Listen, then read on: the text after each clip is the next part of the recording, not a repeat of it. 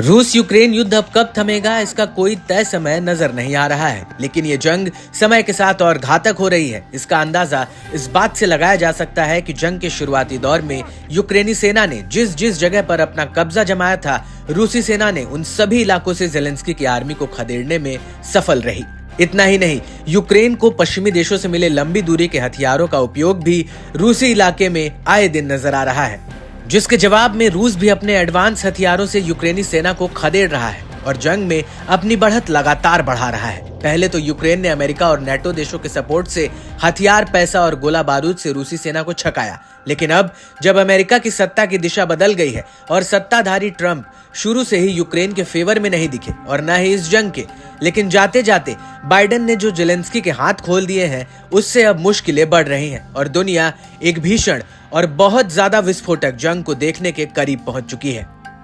Ukraine ने जिस तरह से खुलकर मिसाइलों से और ड्रोन से हमला किया है, रूस उससे बौखलाया है और हर हमले का जवाब जबरदस्त तरीके से पलटवार करके दे रहा है।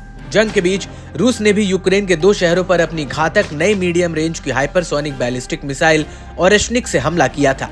अब आपको बता दें कि रूस और यूक्रेन की ये जंग जल्द ही वर्ल्ड वॉर में तब्दील हो सकती है। दरअसल रूस की इस मिसाइल की रेंज में दुनिया में अमेरिका के 9 सैन्य बेस और मिनटमैन 3 मिसाइल साइलो आते हैं, और अगर रूस अपने अलग अलग शहरों से इन मिसाइलों को दागता है तो फिर ये जंग महज 2 देशों तक ही सीमित नहीं रह जाएगी।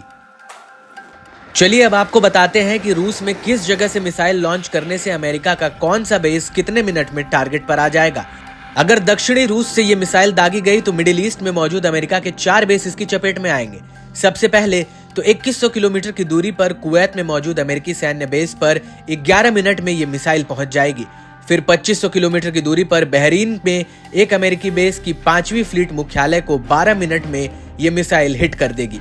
2650 किलोमीटर दूर मौजूद कतर के अमेरिकी एयरबेस पर 13 मिनट में मिसाइल पहुंचेगी और 4100 किलोमीटर दूर मौजूद जिबौती के अमेरिकी एयरबेस पर 20 मिनट में यह मिसाइल पहुंच जाएगी। अब अगर रूस इस मिसाइल को काम चाटका से दागे तो पैसिफिक और अलास्का में मौजूद अमेरिका के 3 बेस इसकी चपेट में आएंगे। 2400 किलोमीटर दूर अलास्का के अमेरिकी एयरबेस पर यह मिसाइल 12 मिनट में पहुंचेगी।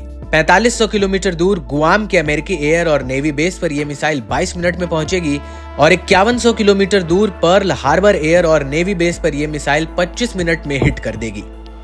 और अगर मिसाइल को रूस के चकोटका से लॉन्च किया जाए तो 4700 किलोमीटर की दूरी पर मोंटाना में मौजूद मिटमैन 3 मिसाइल साइलो तक ये 23 मिनट में पहुंचेगी और 4900 किलोमीटर की दूरी पर मिनोट में मिटमैन 3 मिसाइल साइलो तक ये 24 मिनट में हिट करेगी।